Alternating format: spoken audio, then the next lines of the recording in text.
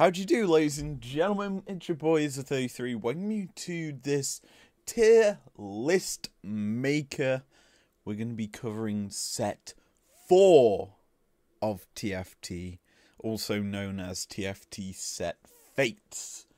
And with our fate decided that we're returning to TFT now that GTA is out of the way, we might go over the units that are going to be available to us to play with.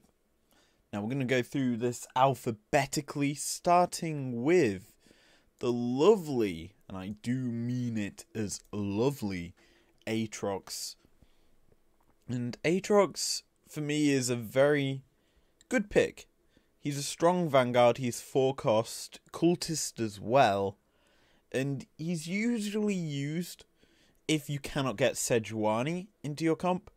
If Sedges aren't just appearing, you just pick up an Aatrox if he appears instead. And as such, I feel that he's a solid B. Granted, Sedge is a lot better of a Vanguard because of the fact that the AoE stun is just so strong, and not many people go for Quicksilvers or even Trap Claws nowadays. Only a few people have gone towards it, and even then, the builds that usually have it in them have kind of gone off of that. They've gone for instead things like Gunblades and other more offensive items to actually burst out the targets instead. So, realistically, the B is for Aatrox. I can't put him any higher. He's just a solid unit overall that can actually tank a bit of damage. Up next is the Spirit Bomb Mage, whatever you want to call her. It's Ahri. She's very powerful. In my opinion, she summons a massive orb bomb. It's one of the first champions in this mode, like Aatrox, that doesn't hurt. Their ability from normal game, which is it's based off a Q, has been made 10 times better in my opinion than what it used to be, shall we say, because Ahri was in set 2, I do believe, and she had the orb throwing back and forth to her like a boomerang. In this, it's just a straight up bomb throw, and it's actually, in my opinion, very strong. It does a lot of damage. It goes for the backline quite a lot of the time, and she combines very well with other champions in the mage tree. She's probably one of the very powerfulest mages, so she has to go in A. And overall, she is very, very powerful. Up next is Akali. And Akali, for me, is another pick that I feel should go into A. Reason being is, I've always rated Akali in TFT. Low mana cost on a very, very powerful spell. She's an assassin as well, and although assassins kind of had a change to how their trait works, it's now more attack speed based, I do believe, and crit chance, she still does a lot of damage. She throws out the shurikens. She's also a ninja, so she gets that bonus if there's only 1 or 4 of them. It's very strong. And Akali obviously bursts out targets very easily. She's built to kill these backline threats like the sharpshooters that we see far too often. And even the mages, if they're clumped up together, if she can get in behind that, she just bursts them out quite quickly. Up next, we have a very interesting pick for me. Annie. And Annie is a weird one. Normally you think of mages as this backline sort of basically full damage dealer. Annie is kind of this very weird pick in my opinion. The fact is she can go frontline and actually do a lot of work in the frontline. Stick on her a gargoyles and a sunfire cape, she'll tank a lot of damage coming into her. And with the mage, if she gets that mage trait going, double fire flamethrower and the massive shield doubling up, it's very hard to deal with. And as a whole, I think she's very strong. I'll stick her in A for the time being. And personally, I think she can do a lot of work as this big damage-dealing frontline. Up next, Aphelios, and I'm honestly intrigued by this pick because Aphelios, while if you go Hunter, can be seen as very strong. But if you go Moonlight, he isn't that strong. He's one of these picks that is very temperamental, I would say. You need setup for him. Like most of these actual picks that we said before. Annie is probably a very situational pick and honestly could be in B, but I've put her into A. Aphelios, I feel, is going to be our first C. And yes, he does a lot of damage. Yes, he gets basically 2 auto attacks when he has a turret up. Because it's based on his stats or whatever you have with the actual gun. But in my opinion, he's not the strongest in terms of damage. Like, there's a far better load of champions that do a lot more damage. And you can go other champions and have Hunter in it do far more work. Next up, we have one of the big carries in certain setups, the Elderwood setup and the Hunter's combination. It's the Ashe. And Ashe is very weird in my opinion because she has the Q from normal League of Legends as her ability. It's on quite a short cooldown in terms of how often you can actually use it, and she does a lot of damage, though it's mainly based off of Hunter damage. So as a whole, I think she can fit quite nicely into B and be considered very, very strong. Following Ashe up is the Azir, and I think this is going to be our first S.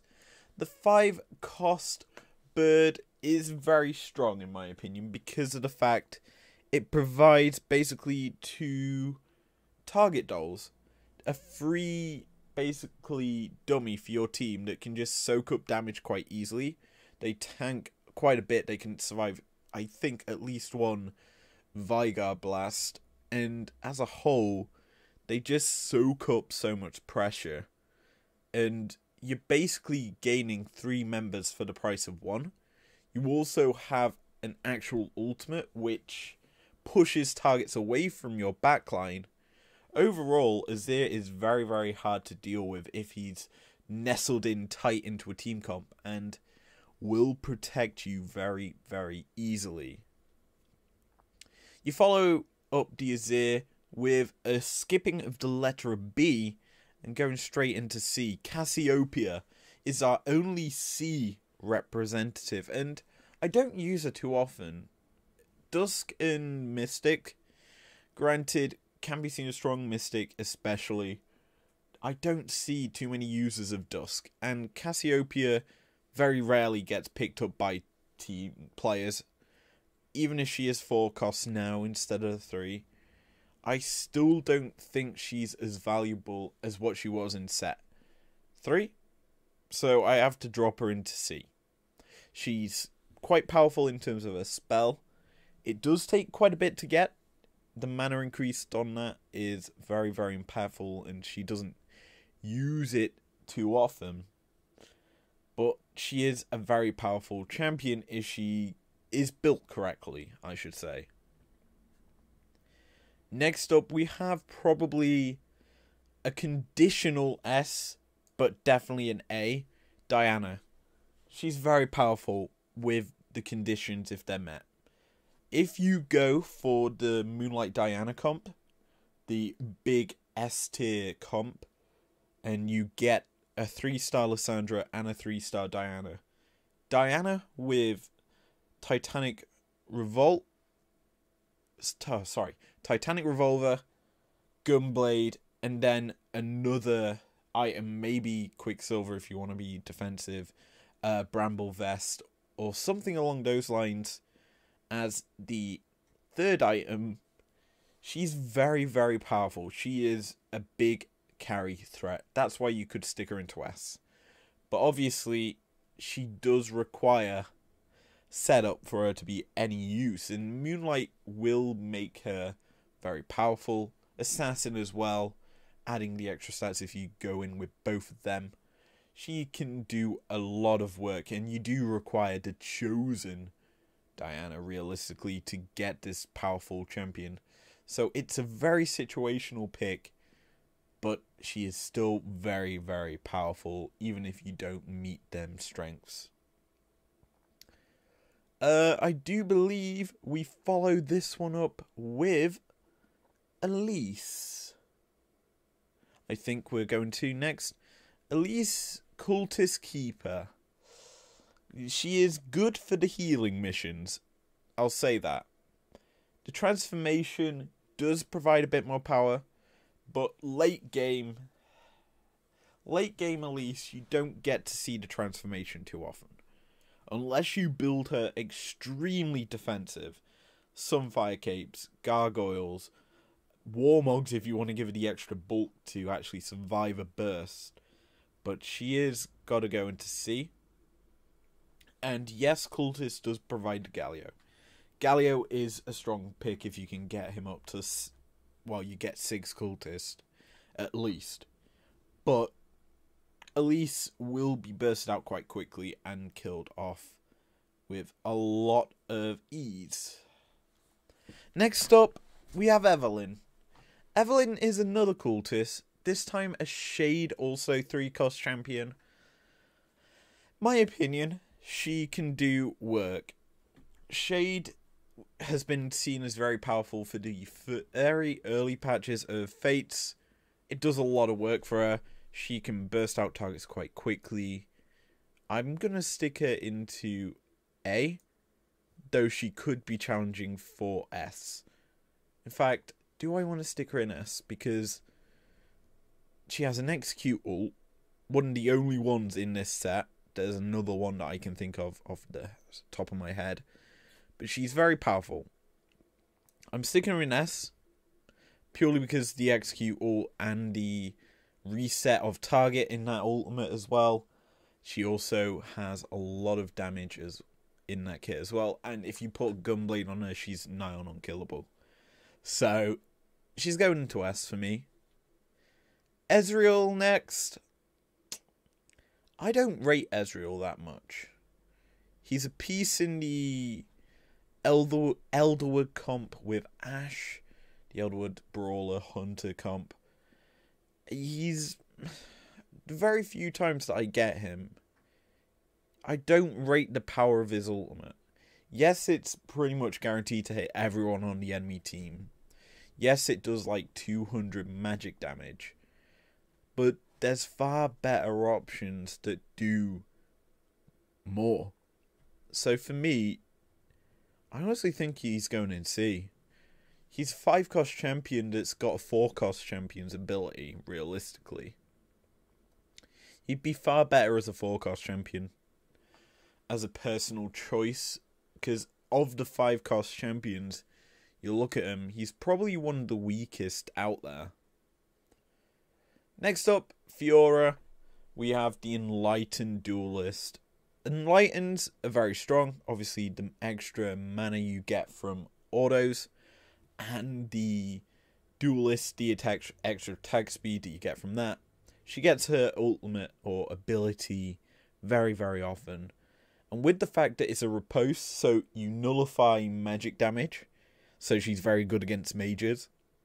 And you then stun the enemy that gets hit by it, which is a guaranteed stun. She is very strong. A. I have to stick her in A because of the power of the ability. She nullifies a lot of comps. Garen next. I'm going to stick in B. Reason being is Vanguard, Warlord. Vanguard, he's very bulky, survives autos. He also has an AoE ultimate that you wouldn't think does a lot of damage.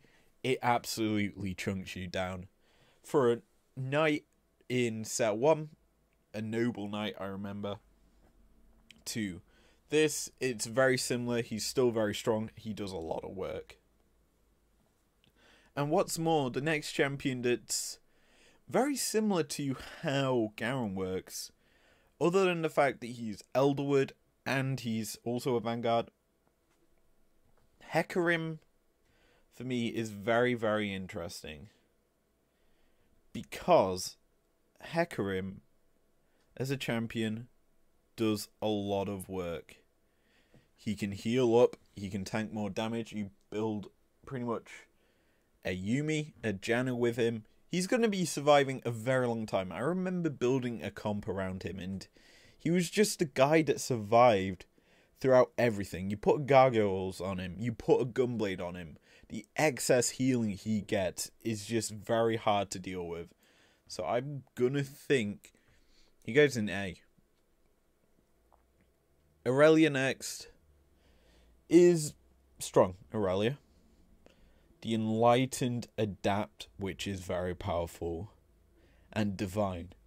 3 key, linking traits there on this champion. She can build into a lot of comps. So you've got the Duelist comp, you've got the Enlightened comps. She's very strong in them. You then have basically the link between Duelists and Exiles, other than Yasuo, because you can go into Adapt with the Yone and the Shens. You then have 3 Adapt champions on the board. You also have Exile 2.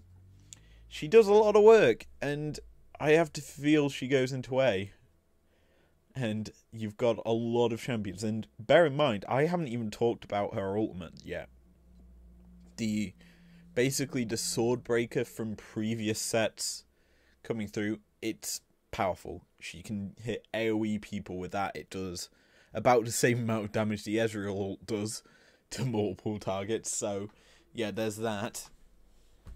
Next up, we have a champion that I feel it just makes early game comps very powerful. You get this champion to level 2. She'll do work. Janna is going in S.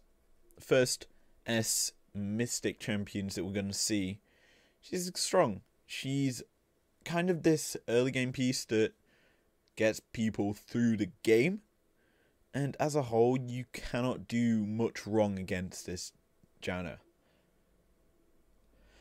Jarvan next, and this is a champion that I don't use too often. I'm not a big fan of the Warlord trees because they're not too strong. Warlord as a whole sees very rare play in the current competitive state of TFT. Jarvan is basically a non-jump in the backline Pike. Very similar abilities, except Pike's is a lot better because Pike does damage. A lot of damage and can actually protect himself and kill people before he gets killed. Jarvan, on the other hand, is just a frontliner. Yes, the keeper skill provides him a shield if there's other keepers, but he just dies quite quickly and can die before he even gets to ult quite a lot of the time. So I feel he goes into C rather than B, and as a whole is just very strong. Next up, Jax. I've already discussed the power of Fiora and the ability to avoid magic damage. And well, Jax as a whole, he avoids attack damage, and every champion does attacks, whereas not every champion uses magic and spells. Jax goes into A. He's basically Fiora, but a 2-cost champion and does damage.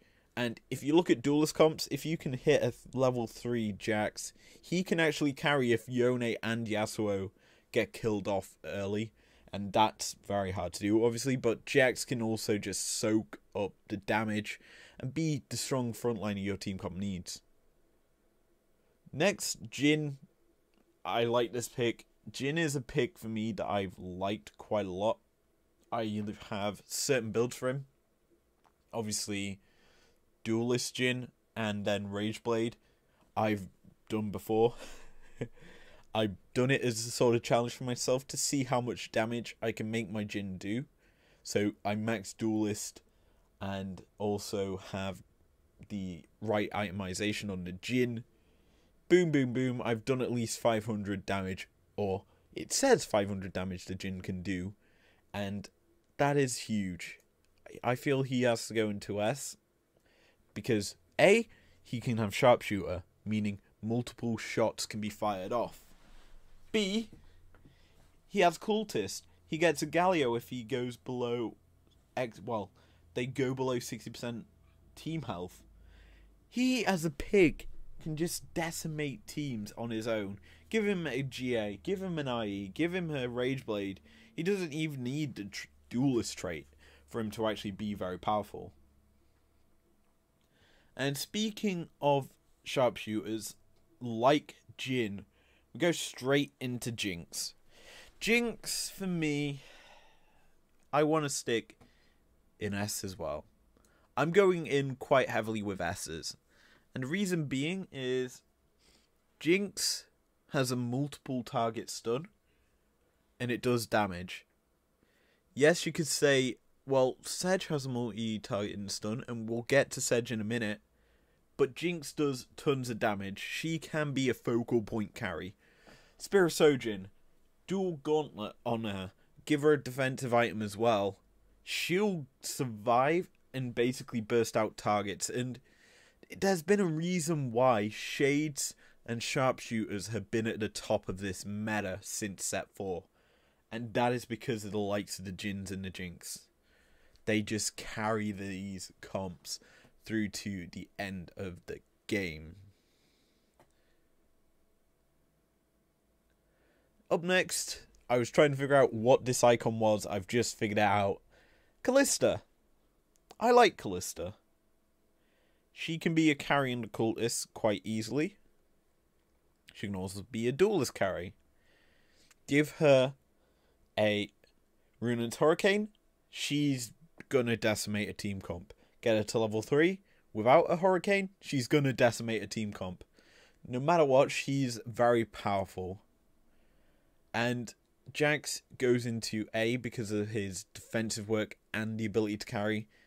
Callista goes into A because she can just decimate a team comp on her own.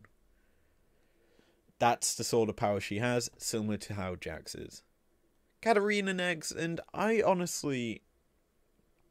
know where I'm going to put her. Because Katarina has always been the bane of my existence. She basically spins around AoE, putting grievous wounds effects onto your team. So there goes basically the effectiveness of Gunblades, Bloodthirsters, and then built-in healing kits that champions have. So Yuumi gets basically screwed. Yeah, she can just decimate a team comp. And for me, though she is still quite powerful, and a lot of people are switching her out of certain comps, I do believe she isn't used anymore in the Moonlight Diana comp. It's now the Azir. She's still quite strong, but she has to go into B because they've toned down the amount of damage that ultimate does in comparison to previous sets she was in as an assassin. It's been lowered heavily. Next up, Kayn. Kayn. I like Kayn. Yes, realistically, for him to become a champion, he does need to play 3 rounds. The best bit is to use him when you get to PvE. Basically, the last round before PvE, sub him in, get the PvE round, so you get 2 rounds already, and then the first round of after PvE, he'll be able to transform. He's strong.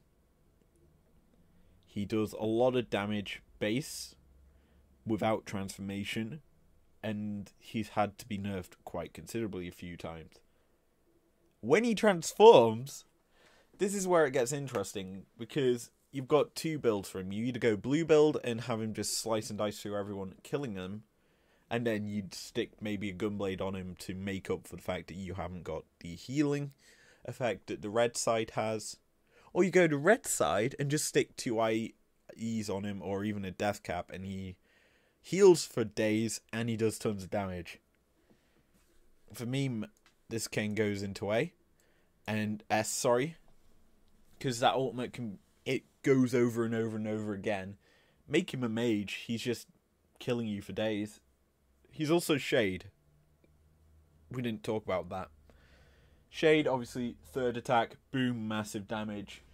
Then you have Kane that can just spin for indefinitely if you build it correctly. He's strong.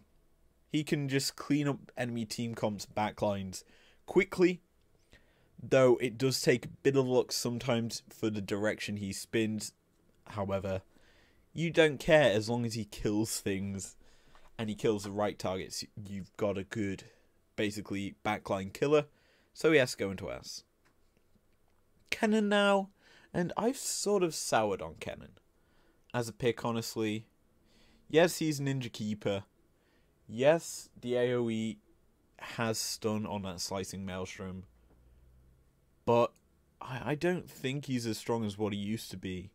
He has to go into B, as people are starting to realise that you don't want to clump up your teams, hence why Keeper doesn't get seen too often, and clumping up team members just makes it very easy for the amount of AoE champions there are in this game mode this season to just basically tear you up. We follow him up with Kindred. Kindred, for me, straight an A.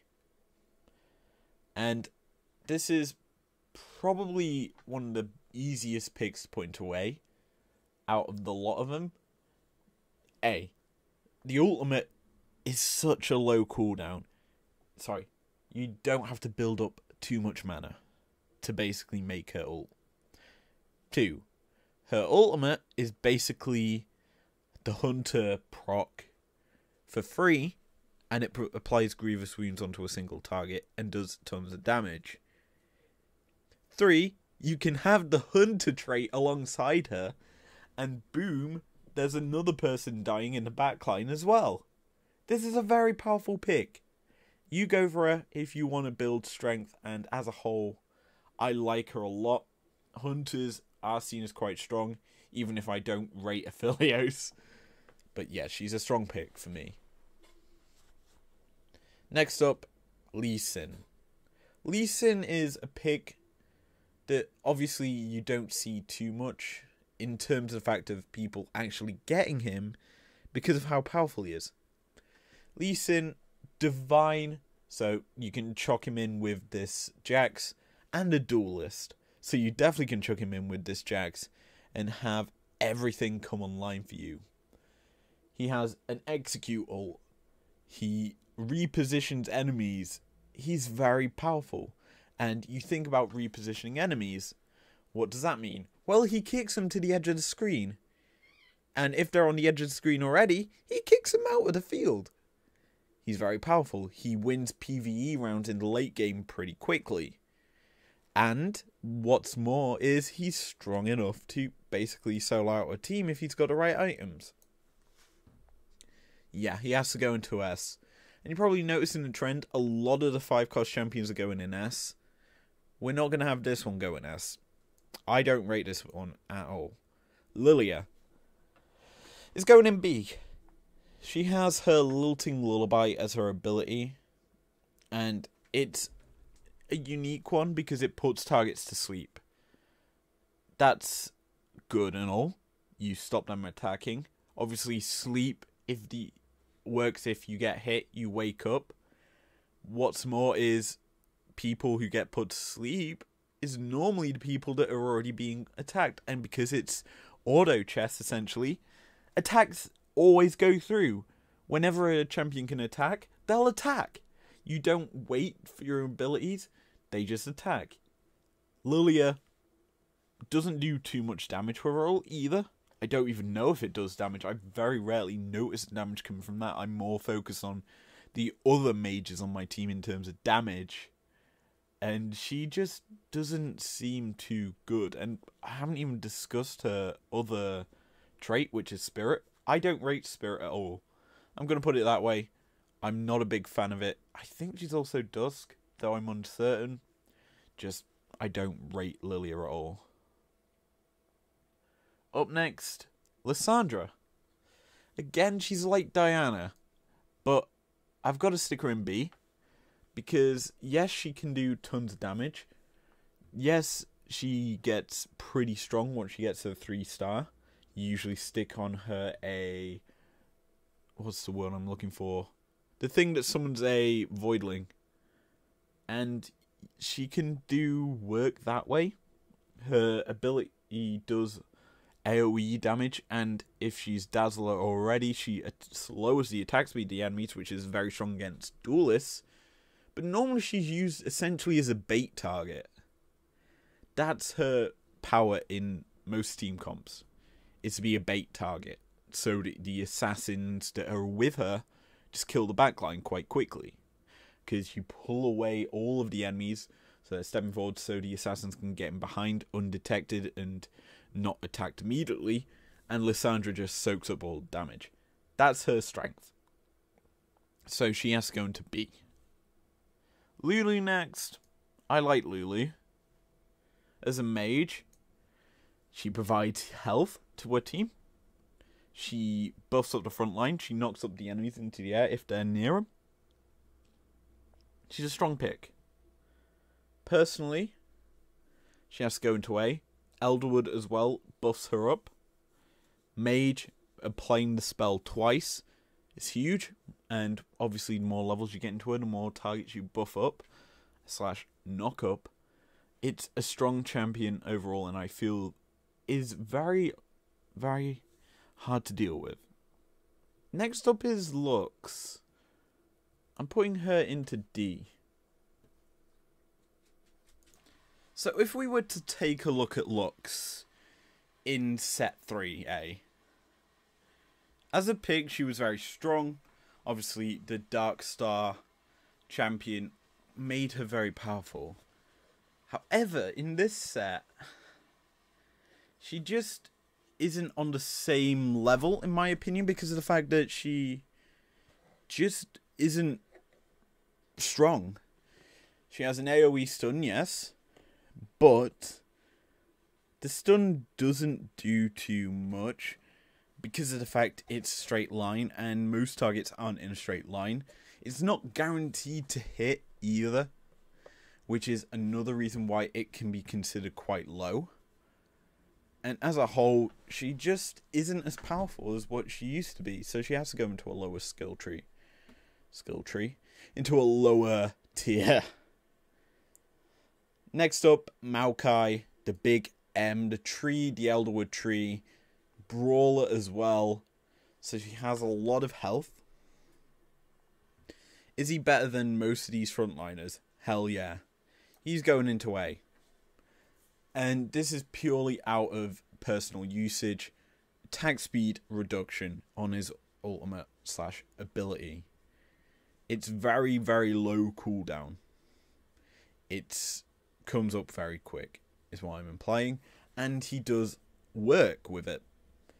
He's very hard to basically knock down as well, unless you burn him down, if you get what I mean. He's a tree, you burn trees down, yeah. Forget my puns. I'm out of it. Morgana. I like her. She can do work. She basically takes the Casio effect in this set. You stick on her a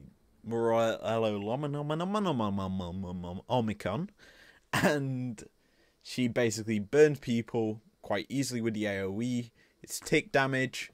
She works her ass off in terms of the fact that she's enlightened, so she gets a lot of spell usage. You can stick onto her an assassin thing, because she goes into the same build as Lissandra.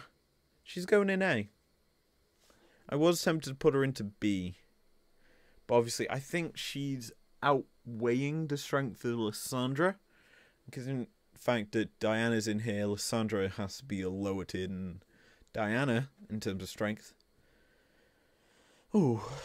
Next up, Nami. Nami for me is a nuisance early game. The bubble spam is very powerful. Most use her as a carry. And That's in the sort of enlightened team comps. She spams these bubbles that do a lot of damage, and obviously if you go enlightened as well, put mana items onto her, she could pretty much, if she's the last remaining member of your team against 2 enemies, she could quite possibly 2v1. That's the power this 1-cost champion has. And you have to realize she's 1 cost, so it's very easy to get a chosen version of her, as we haven't actually looked at chosen champions at all in this tier list too much here, but chosen Nami is very powerful and one that you have to fear, especially considering the next pick on this list is Nidalee. Nidalee versus Nami is an interesting matchup because Nidalee has the ability to one-shot targets. That's the sort of threat she has. And if Nami could, say, bubble her a few times, yeah, Nidalee's not going to be killing this Nami. Though, the power Nidalee has, she goes into B. She has a one-shot capability on a 1-cost champion. And the only downside to her is the sharpshooter effect doesn't pass through too well for me because of the fact it doesn't do too much damage. As a whole, I would say she goes into B, considering the fact that there's a far better option for one-shotting targets that can do it to multiple targets at once. And we're going to get to him soon. He's on the same row as the top row. Nunu, Adudu, AA, please. Execute ultimate, technically. He can do a lot of work with that. It charges quite quick as well, so you can get the true damage burst that it does very easily. He's a brawler, he gets a lot of health, so he could be using that ultimate quite a few times. And he does soak up a lot of work in terms of damage. He's powerful in terms of outputting damage as well. He has to go into A.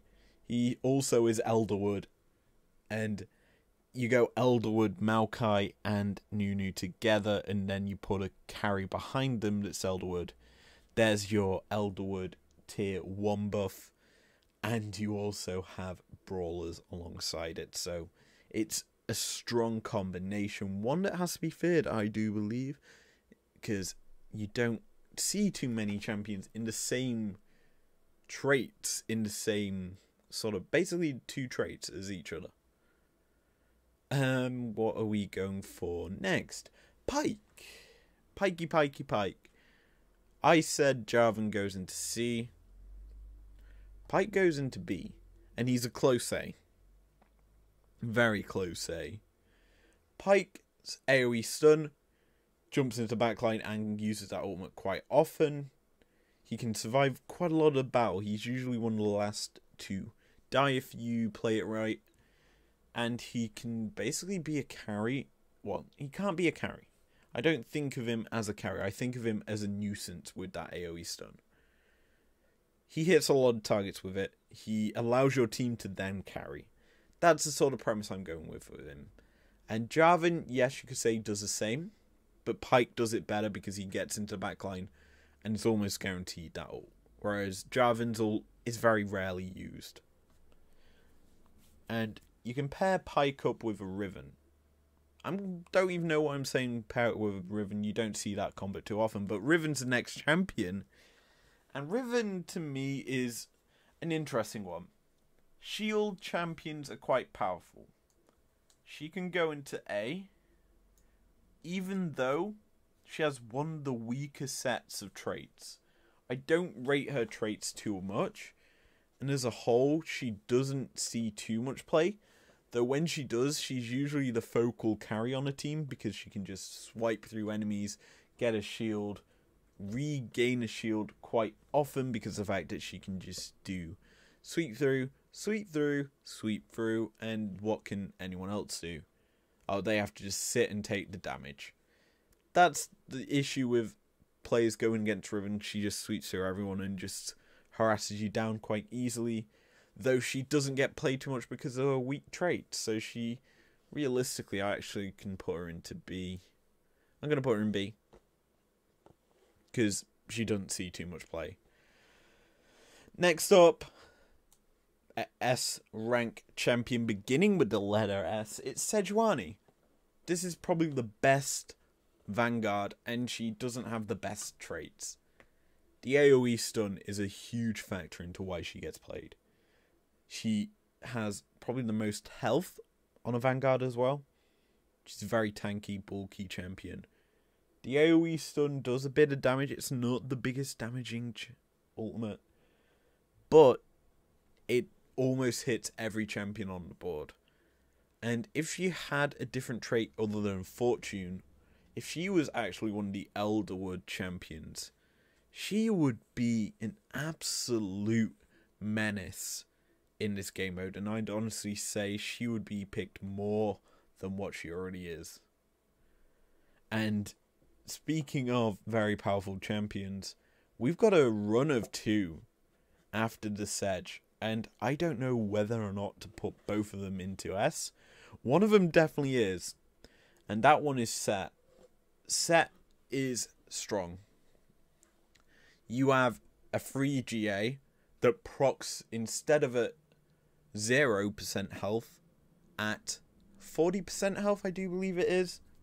You get extra stats if he comes through with full health from his basically sit-up party. You don't miss sit-ups. Sit-up day, let me tell you that. And he's a brawler, so he gets more and more health. So the threshold for which is 40% technically does go up in terms of an amount of health. And as a whole, he just heals for days. He's very strong in terms of threat to the enemy. The ultimate does tons of damage. He's just a very annoying champion that can just kill you if he's in a 1v2. He is another 1v2 carry champion, and he is one of the better frontliners in this game. Next up, next to Set, is Shen. And Shen is a champion that we see quite a lot in the duelist comps, because he can just combine quite well with the rest of the team comp. Ninja, free buff to him, a lot of attack damage. He has a taunt and a shield on the same thing. He's strong. No, he isn't a damage dealer, but he is a very powerful frontliner. He has to go into way for me, as I've already put the likes of Lulu in here. He has to be in here as well, especially with his traits. Adept as well. That just makes him an absolute nuisance to deal with. Silas to me has to go into C, as he's kind of on the equal length as Aphelios in terms of Moonlights. Lissandra and Diana are the most used and recognizable Moonlight champions, because they're used in their own special comp. Whereas these two, yes, Silas is actually used in the comp as well, in the Elderwood Brawler comp, but he isn't the best. He removes, but he's basically got the tier item that basically removes mana from the enemy champions in a line. He has that for an ability that does a bit of damage. I don't rate him too highly, though he is powerful in terms of that. And yes, he is a brawler, so you can have him be a very strong frontliner if you get another one of the very remarkable brawlers, like, I don't know, a Set into your comp. But I don't rate him too highly in terms of his ability to frontline. Speaking of champions that can frontline, TK Tom Kench goes into B. He's just bulky. That's all he is. He's just a big meatball. He tanks up damage. Brawler and Fortune. Granted, Fortune isn't the best trait unless you want to build up the money / items into the late game. You just don't see it too often, and to me, TK can quite easily be a B-rated champion, and no one will complain because he's just a bulky champion that just soaks up damage and does a bit of damage out to people. Next up, Talon. Talon. He has to be S. Him and Diana are considered the best assassins, and he does a lot of damage in his kit with the critical strike from his ability and Enlightened, giving him the extra mana to get a constant use of that ability. He's a big pick in 2 team comps that are ranked very high from top players in this game mode, and I honestly think that he could be considered this very powerful threat.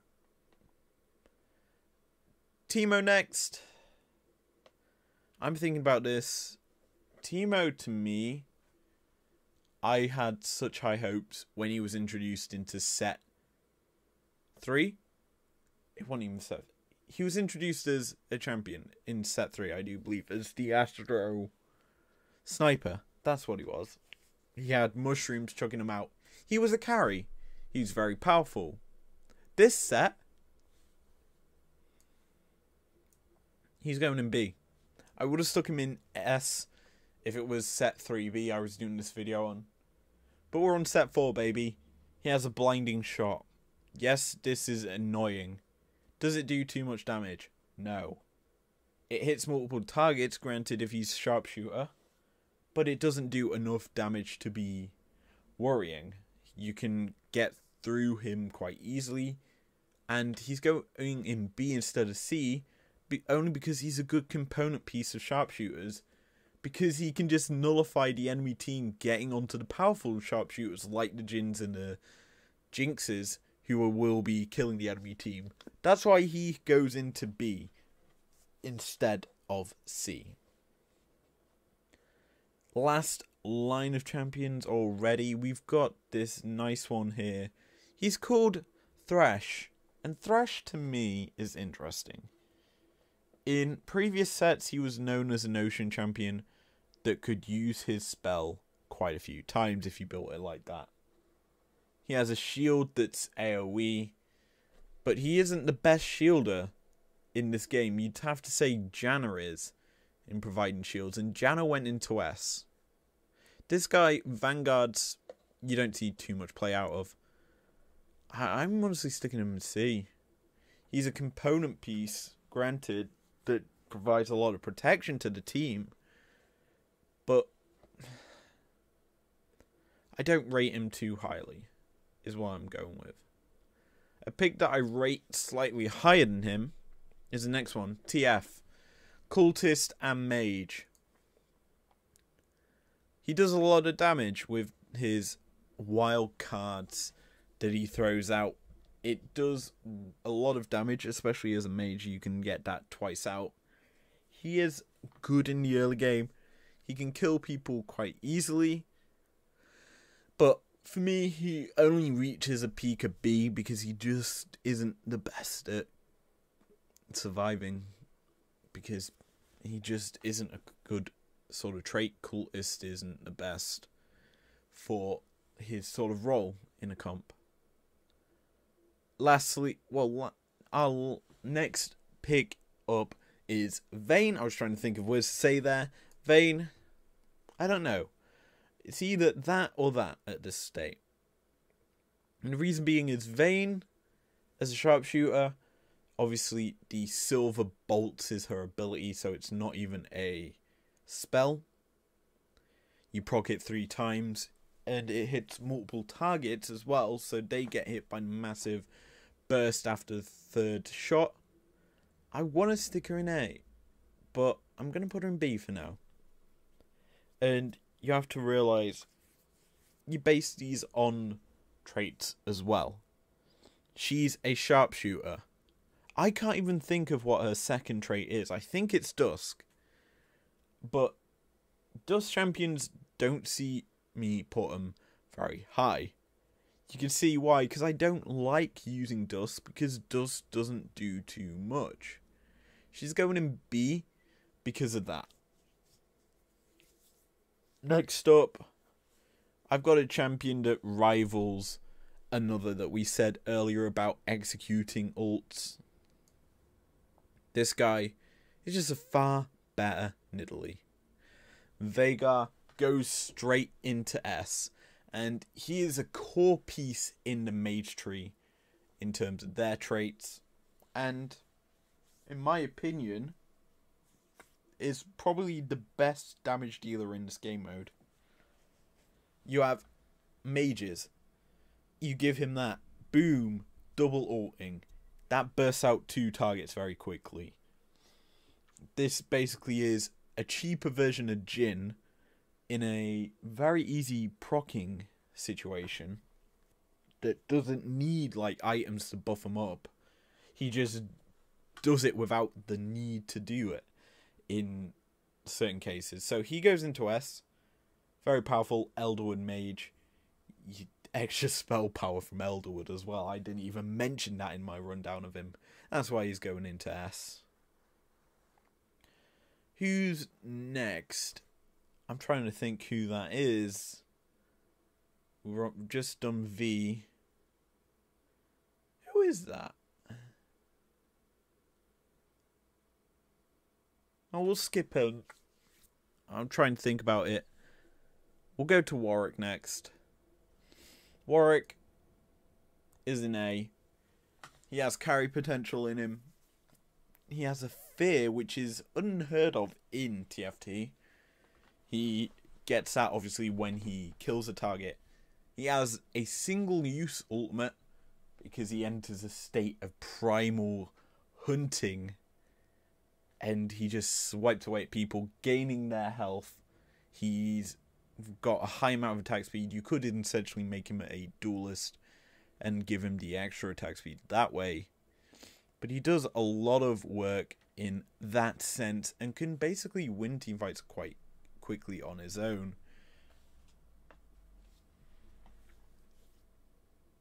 Who is next?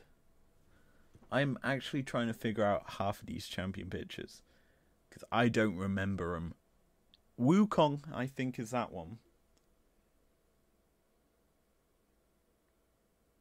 Wukong next. And Wukong, for me, I'm going to put in B. Divine, Vanguard, just good stuns.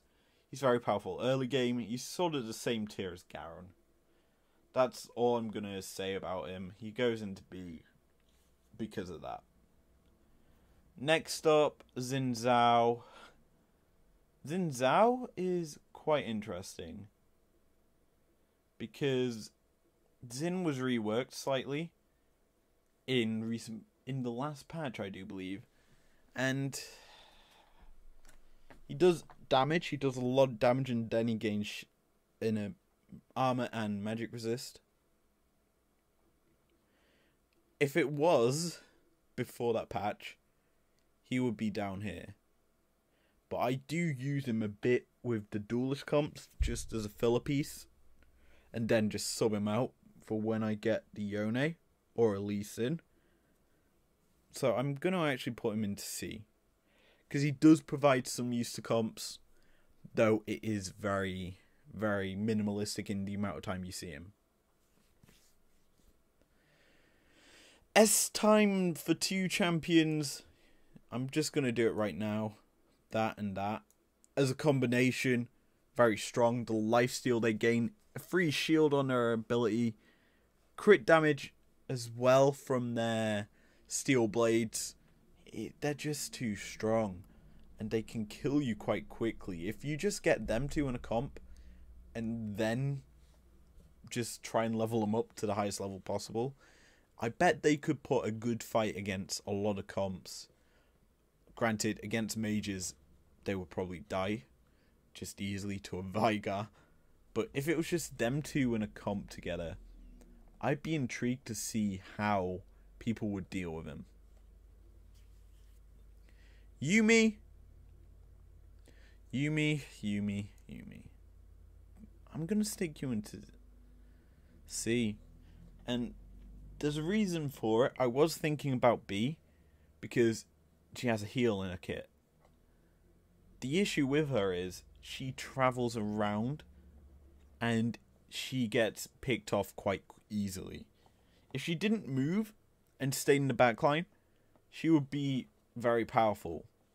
However, because she moves around, goes into the front line to heal them up, she gets hit quite often by the likes of Callistas, who are throwing in the extra spears here and there, and sharpshooters as well. They just kill off a Yumi quite quickly, and she doesn't do very much damage. She has to go into a low tier, and that's that. Next up, our last two champions before I try and figure out what that one is. Zed. Zed for me is quite interesting, because you can have him as a duelist. He does a lot of work. Shade, very strong. I'm sticking him in A. I don't use him too often, but Ninja Shade is just a strong combination of traits. And he doesn't have an actual spell ability. He has his passive ability that works incredibly well with Shade. That's why he's going to A. Lastly, Zill. 3 GAs across the board. You can't handle a Zill. You can make him a mage and give him a GA himself. You give a lot of teammates GAs, and then you have Zillion proccing his ultimate constantly if you give him mana items. They're not gonna be dying. And that is something important that you have to realise, is when there's a champion just spamming a GA, you don't get to deal with him.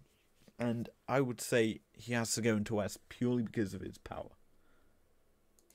So, I just figured out who it was. And yeah, it is actually surprising that I didn't realise it was Vi. And Vi for me is quite interesting. Warlord and Brawler.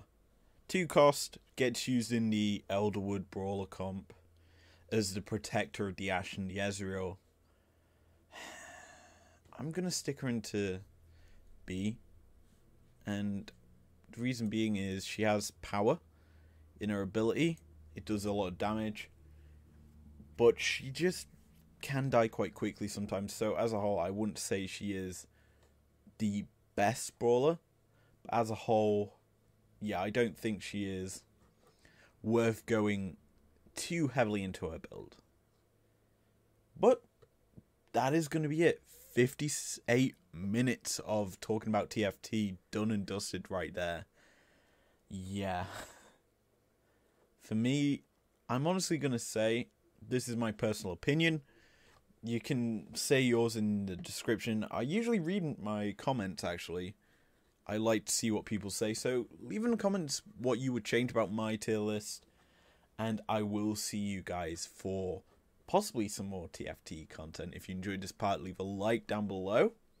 Subscribe if you're new around here if you want to. And I will see you guys later. Peace out.